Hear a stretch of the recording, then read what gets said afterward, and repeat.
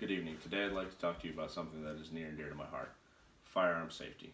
What I'd like to go over is to cover how when you find a firearm, if you're at a loved one's house, a grandparent's house, or at a party somewhere and you happen to come across a firearm, you can make sure that the weapon is unloaded and clear and safe to handle, and then move it to a safe location where nobody can get hurt. In 2014, Fox News reported that there were 489 unintentional firearms deaths, which means that somebody picked up a firearm and did not know how to safely handle it and got themselves or their loved ones injured or killed. In 2017, Wikipedia reports that this number has dropped all the way down to 281. This shows great strides that we have been teaching people to properly handle and safely use firearms, but it is still too much. We need to do a better job at teaching people how to be safe around firearms. What I'd like to go over is how to identify a weapon, make sure that it is safe, and go over a few of the points that would help you ensure no one gets hurt when you come across a firearm. First is muzzle awareness. You want to make sure that the barrel is never pointing towards you, a loved one, or any of your pets. So we want to keep the barrel pointing away from anyone that we care about, or anyone in general. And then we want to keep trigger discipline, which means keeping your finger straight and off the trigger. These weapons are not like in the movies. If you drop them or unintentionally bump them, they will not go off. They will, however, go off if you pull the trigger. So the safest thing you can do is keep your finger very far away from the trigger. First, I'll go over semi-automatic handguns, then revolvers, then rifles, and shotguns. Here we have a Beretta M92. If I've come across this weapon on somebody's countertop, I would like to make sure that it is clear and safe to handle and then move it to a safe location. I would pick it up with my trigger finger very far away from the trigger to ensure that it cannot go off. First, I would like to show you the magazine release. On all modern semi-automatic firearms, the magazine release is on the grip. You would press the button to remove the magazine. When this magazine comes out, it shows us that we have a round in the magazine. Now, this is a dummy round that we have made specifically for this video to show you what it looks like, but this is inert and cannot go off or hurt anyone. Now, we must make sure that the chamber is empty. We would pull the slide to the rear and lock it open and visually inspect to make sure that there are no rounds in the chamber. On semi-automatic firearms, if the magazine is out, there can still be a round in the chamber, and we must check to make sure. That way it cannot go off and hurt anyone. Now this weapon is completely clear.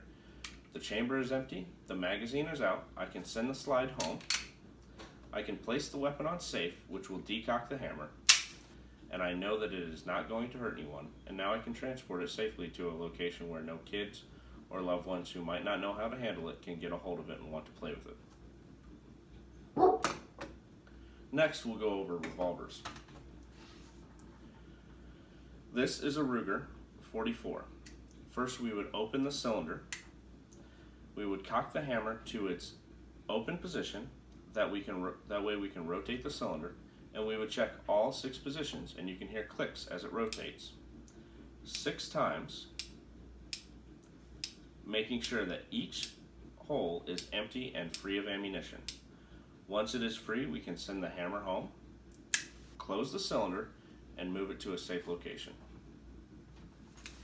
Next, I'll go over semi-automatic rifles. Here we have an AR-15. It has the magazine inserted. It is on safe, but we don't know if there's any rounds in the chamber. We will keep our finger away from the trigger and press the magazine release, which is right above the trigger group. When I pull it out, I notice that once again there is an inert dummy round in the magazine, which tells me that there could be a round in the chamber. First, I would grab the charging handle and pull firmly to the rear.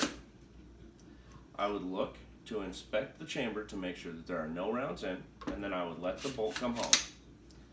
I would close the ejection port cover and make sure that the weapon is on safe. Now I know that this weapon is completely unloaded and cannot hurt anyone. I would once again take it to a safe location.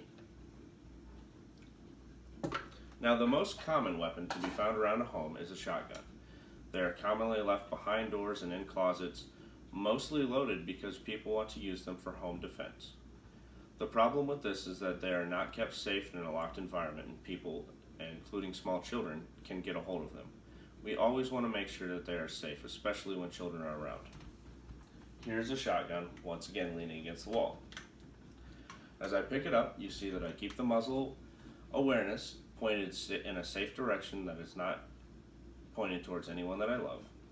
Now, on most shotguns, there is a bolt release on the bottom of the trigger group. I would push up and I would pull the pump shotgun to the rear. This will open the chamber and allow me to inspect to make sure there are no bullets inside.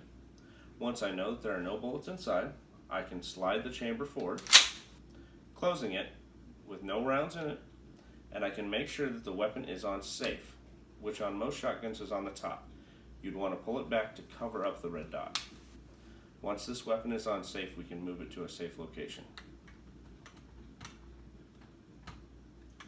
I'd like to thank you for watching, and I hope that I have taught you something that can protect you and your loved ones. Good evening.